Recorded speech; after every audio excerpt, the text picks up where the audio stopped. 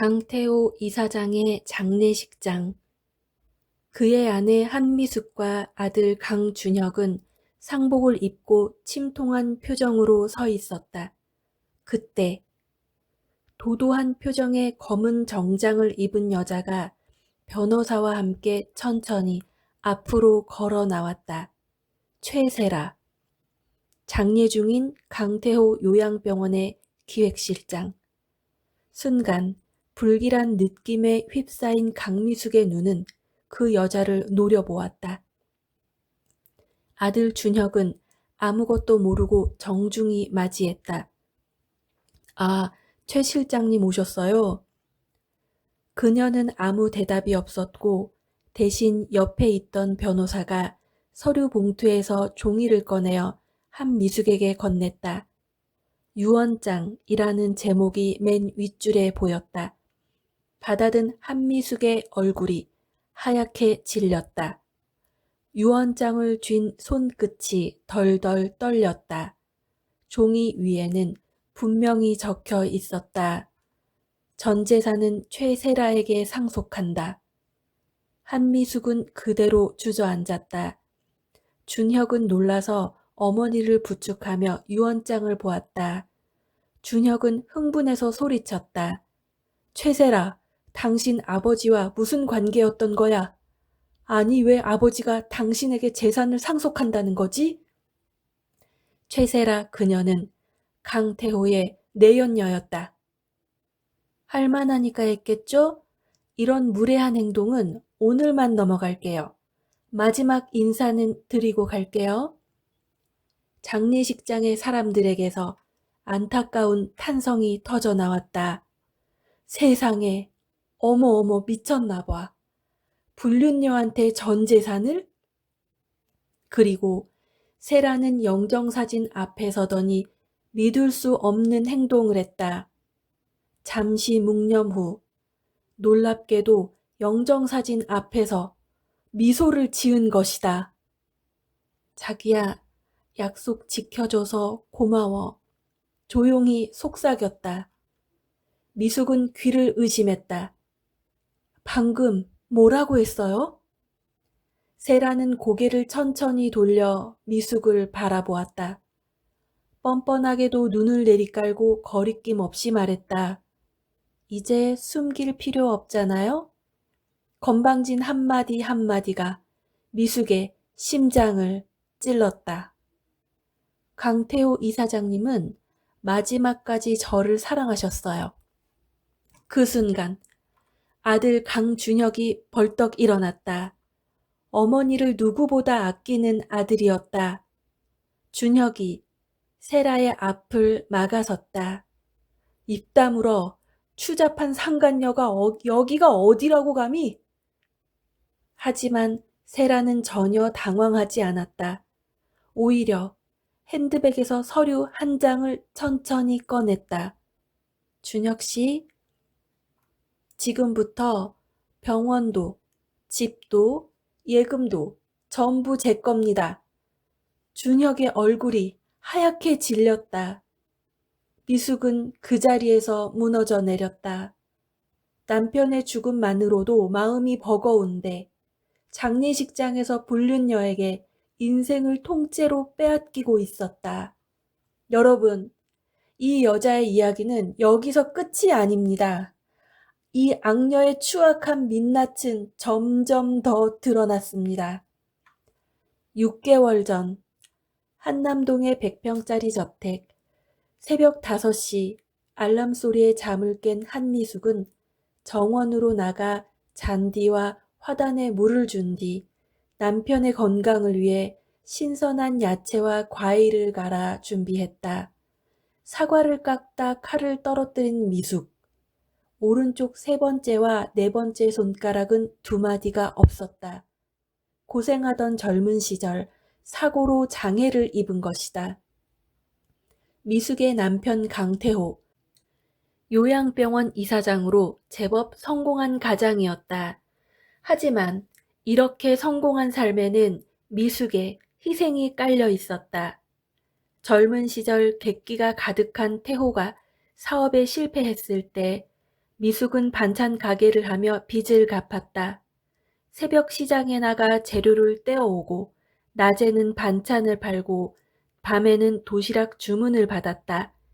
잠을 못 자는 날이 계속되었고 그날도 몽롱한 정신으로 음식을 만들다 칼에 손가락이 절단되어 응급실에 갔지만 결국은 회복되지 않았다. 하지만 며칠 쉬지도 못하고 미숙은 다시 반찬 가게에서 일을 계속했다. 그렇게 세운 병원이었다. 그런데 3년 전 최세라 기획실장이 들어오고 나서부터 태호는 저녁을 집에서 먹는 날이 줄었다. 어느 날 출근 준비를 하는 남편에게 당신 오늘도 병원 사람들이랑 모임이에요? 미숙이 조심스럽게 묻자 태호는 양복 자켓을 입으며 인상을 썼다. 나 한가한 사람 아닌 거 당신이 더 잘 알잖아. 아침은 먹고 가요. 속 안 좋다면서. 됐어. 병원에서 먹을게. 태호는 미숙이 새벽부터 차린 밥상은 보지도 않고 나가는 날이 많아졌다. 그날 밤 태호가 샤워하러 들어간 사이 휴대폰이 울렸다. 미숙은 보지 않으려 했다. 하지만 화면 위에 뜬 이름은 최 실장. 바로 태호의 요양병원의 기획실장이었다. 이렇게 늦은 시간 전화라면 급한 일일 수도 있겠다는 생각에 미숙은 휴대폰을 대신 받았다. 통화를 누른 순간 자기야, 오늘 선물 너무 고마워요. 미숙은 놀라서 손으로 입을 감쌌다. 심장이 쿵 내려앉았지만 미숙은 차분히 말했다. 지금 이사장님 잠깐 자리를 비웠어요. 최 실장 아니에요? 갑자기 최세라는 웃음을 터뜨렸다. 아, 어머, 사모님 죄송해요. 제가 남자친구한테 전화한다는 게 잘못 눌렀어요. 미숙은 놀란 가슴을 쓸어내렸다. 샤워 가운을 입고 수건으로 머리를 닦으며 나온 태호에게 준혁 아빠, 급한 전화인 줄 알고 받았는데 최 실장이 잘못 눌렀다고 했어요. 태호는 아무렇지 않은 척하며 사람 참, 최 실장이 이 시간에 나한테 전화할 일이 뭐가 있겠어? 라고 핀잔을 주었다. 그로부터 2달 후 병원 창립 기념식 행사였다. 연회장에서 샴페인 잔을 든 미숙은 남편 옆에 서 있었다. 직원들은 그녀를 향해 고개를 숙였다. 그때 화려한 원피스를 입은 여자가 다가왔다. 최세라였다. 사모님, 오랜만이에요. 세라는 미숙의 손을 잡았다. 겉으로는 웃고 있었다. 하지만 소나귀에는 이상한 힘이 들어가 있었다. 세라가 미숙의 귓가에 낮게 속삭였다. 원장님 요즘도 많이 늦으시죠? 미숙은 숨이 멎었다. 뭐라고요? 세라는 곧장 환하게 웃으며 주변을 둘러봤다. 어머, 사모님, 안색이 안 좋으세요? 어디 불편하세요? 태호가 다가왔다. 왜 그래? 미숙은 떨리는 목소리로 말했다. 아니, 방금 이 여자가... 태호는 미숙의 말이 끝나기도 전에 잘랐다. 왜 이래, 교양 없이. 분위기 망치지 마. 그 한마디였다. 20년을 넘게 함께 산 남편이 불륜녀 앞에서 아내에게 한 말. 분위기 망치지 마. 그리고 일주일 전 태호는 자신이 운영하는 병원에서 퇴근하려 문을 나서던 중 갑자기 쓰러졌다. 뇌출혈이었다. 응급수술을 하고 병실에서 회복을 기다리고 있었다. 의식은 돌아왔지만 왼쪽 얼굴과 사지가 마비되어 거동을 할 수 없는 상태였다. 미숙은 내내 병원을 지키며 남편의 수발을 들었다. 며칠째 병원에서 지내던 미숙이 집으로 옷을 갈아입으러 간 사이 태호가 누워있는 VIP 병실에는 의식이 흐릿한 태호가 유언장에 서명을 하고 있었다. 그 옆에는 최세라가 웃는 얼굴로 함께 하고 있었다. 나중에 밝혀진 사실이지만 세라는 그 시간을 기다리고 있었다. 태호가 판단력이 흐려진 순간 곁에서 손을 잡고 속삭이며 서명을 받아냈다. 병원 기획실장이라는 직위를 이용해서. 그리고 그날 밤 태호는 다시 깨어나지 못했다. 미숙은 그렇게 유언장 앞에 서게 된 것이었다. 전 재산은 최세라에게 상속한다는 문구가 비수처럼 가슴에 박혔다. 장례식장에서 집으로 돌아온 그날 밤 준혁은 어머니를 부축하며 말했다. 엄마, 걱정하지 마세요. 제가 알아볼게요. 아버지가 아무리 잘못했어도 이런 유언장은 말이 안 돼요. 미숙은 힘없이 말했다. 엄마는 자신이 없어. 아니에요. 이건 그냥 넘어갈 일이 아니에요. 준혁은 변호사를 찾아다녔다. 증거를 모았다. 그리고 어느 날 밤 미숙에게 전화를 걸었다. 엄마, 나 증거 찾았어. 이따 만나서 얘기해. 뭐? 정말 증거가 있었어? 걱정 마세요. 이번엔 제가 엄마 지킬게요. 그 말이 마지막이었다. 비가 쏟아지는 그날 밤 준혁의 차가 교차로 앞에 멈췄다. 그 순간 검은 봉고차 한 대가 속도를 줄이지 않고 달려왔다. 쾅! 굉음과 함께 준혁의 차가 뒤집히며 굴렀다. 연기가 피어오르고 유리 파편이 비처럼 흩어졌다. 응급실 앞. 미숙은 맨발로 뛰었다. 우리 아들 어디 있어요? 강준혁 환자 어디 있어요? 의사는 어렵게 말했다. 생명은 건졌습니다. 하지만 의식이 돌아올지는 장담할 수 없습니다. 미숙은 중환자실 유리창 너머 아들을 바라보았다. 온몸에 기계가 연결된 준혁, 울고 있는 미숙에게 경찰 한 명이 다가왔다. 아드님 사건 담당 경찰입니다. CCTV 사각지대였는데 다행히 갓길에 주차된 차량에 블랙박스가 있었어요. 고의로 사고를 일으킨 정황입니다. 혹시 최근에 원한 관계라든지 의심가는 부분 없으세요? 그 순간 미숙 안에서 무언가 끊어지는 느낌이 들었다. 남편을 빼앗긴 건 참을 수 있었다. 집을 빼앗긴 것도 참을 수 있었다. 하지만 아들까지 건드린 순간 그녀는 가슴에 용암같이 뜨거운 것이 치밀어 올랐다. 미숙은 병원 복도에 무릎을 꿇고 중얼거렸다. 준혁아, 엄마가 할게. 이번엔 엄마가 너를 지킬게. 며칠 뒤 세라가 준혁이 누워있는 중환자실에 나타났다. 미숙은 세라를 보자마자 이를 악물었다. 여긴 왜 왔어? 세라는 병실 안 준혁을 힐끗 보며 말했다. 어머, 아직도 안 깨어났네요. 뭐라고? 참 안타깝네요. 준혁 씨만 멀쩡했어도 사모님이 덜 외로웠을 텐데. 아들이 의식을 잃고 누워있는 중환자실 앞에서 어머니 앞에서 이 여자는 너무나 태연하게 약을 올리고 있었다. 세라는 한 걸음 가까이 다가와 속삭였다. 어차피 유산은 다 제 앞으로 됐어요. 이제 포기하세요.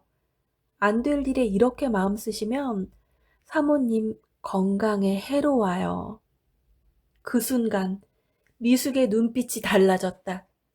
죄세라. 네? 당신 지금 웃을 수 있을 때 많이 웃어둬. 세라가 피식 웃었다. 사모님이 뭘 할 수 있는데요? 미숙은 조용히 또렷하게 대답했다. 네가 한 짓 내가 모를 줄 알아? 복수는 증거에서 시작된다. 미숙은 아들을 도왔던 박도현 변호사와 함께 움직이기 시작했다. 자료를 살펴본 도현의 표정이 굳었다. 이 유언장 무효로 다툴 수 있습니다. 정말입니까? 하지만 증거가 더 필요합니다. 최세라가 직접 개입했다는 증거요. 미숙은 이를 악물었다. 제가 찾겠습니다. 첫 번째로 찾아간 곳은 최세라 기획실장의 업무를 지원하는 부서였던 병원 회계팀이었다. 회계팀장은 겁에 질려 있었다. 사모님, 저는 모릅니다. 미숙은 조용히 말했다. 팀장님도 자식 있죠? 회계팀장이 고개를 들었다. 우리 아들이 지금 중환자실에 있습니다. 그 아이가 왜 저렇게 됐는지 저는 밝혀야 합니다. 제발 도와주세요. 한참 망설이던 회계팀장이 결국 USB 하나를 꺼냈다.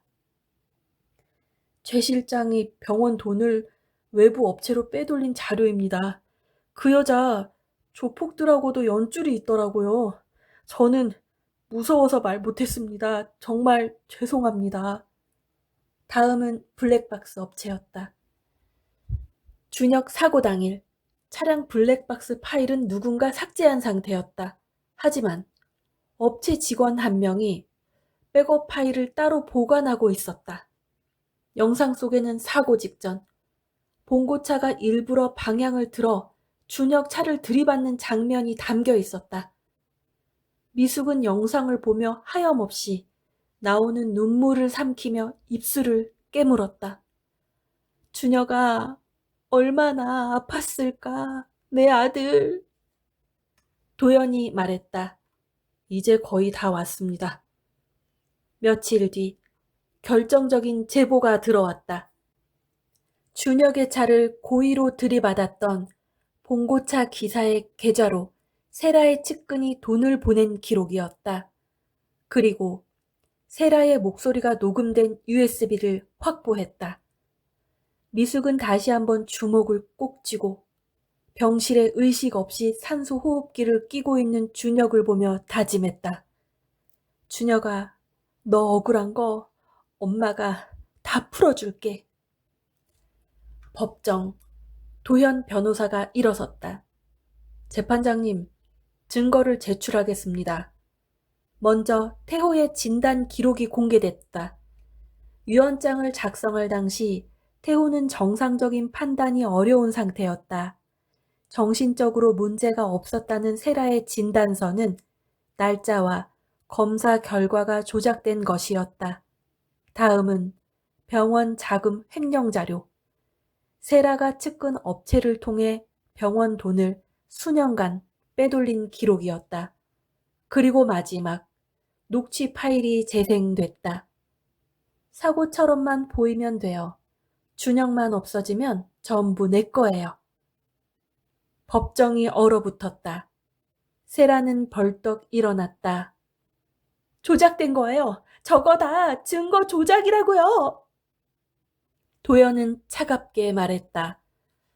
화물차 기사 계좌 입금 내역과 통화 위치 기록도 함께 제출했습니다. 재판장은 엄숙한 목소리로 말했다. 유언장의 효력은 정지합니다. 피고 최세라는 살인 미수 교사 및 횡령 혐의로 구속 심사를 받게 됩니다. 수갑이 채워지는 순간 세라는 미숙을 노려보았다. 미숙은 이제서야 모든 긴장이 풀려 잠시 비틀거렸다. 준혁아. 그 시각 중환자실, 기계음만 조용히 울리던 병실에서 준혁이 손가락이 미세하게 움직였다. 간호사가 놀라 소리쳤다. 환자분 반응 있습니다. 법원에서 연락을 받은 미숙은 병원으로 달려갔다. 병실 문을 여는 순간 준혁이 천천히 눈을 뜨고 있었다. 미숙은 아들의 손을 붙잡았다. 준혁아. 준혁의 마른 입술이 어렵게 움직였다. 엄마. 그 한마디에 미숙은 무너져 울었다. 돌아와줘서 고마워. 엄마한테 돌아와줘서 정말 고마워. 준혁의 눈가에도 눈물이 고였다. 엄마, 많이 힘들었죠? 미숙은 고개를 저었다. 아니야, 너만 돌아오면 돼. 엄마는 그거면 돼. 1년 후, 미숙은 예전처럼 한남동의 저택에서 아침을 맞이했다. 여전히 잔디에 물을 주고 이제는 준혁을 위해 불편한 손으로 과일과 야채를 갈아 주스를 만들었다. 그때 방에서 목발 한쪽을 집은 준혁은 웃으며 거실로 나왔다. 엄마, 미숙이 돌아보았다. 오늘 병원 가는 날인 거 알죠? 오늘도 운전 부탁합니다, 한 여사님. 네, 아드님. 미숙은 웃었다. 아주 오랜만에 진짜 웃음이었다. 열려진 창문에서 향긋한 라일락꽃 향기가 들어왔다. 미숙은 조용히 눈을 감고 이 소중한 시간을 온몸으로 느끼고 있었다. 감사한 마음에 자신도 모르게 눈물이 흘렀다. 슬픔의 눈물이 아니었다. 소중한 것을 끝까지 지켜낸 기쁨의 눈물이었다. 나를 살게 하는 사람, 당신에게도 나를 살게 하는 사람이 있을 겁니다. 오늘도 그 소중함에 감사하는 하루가 되시길 바랍니다.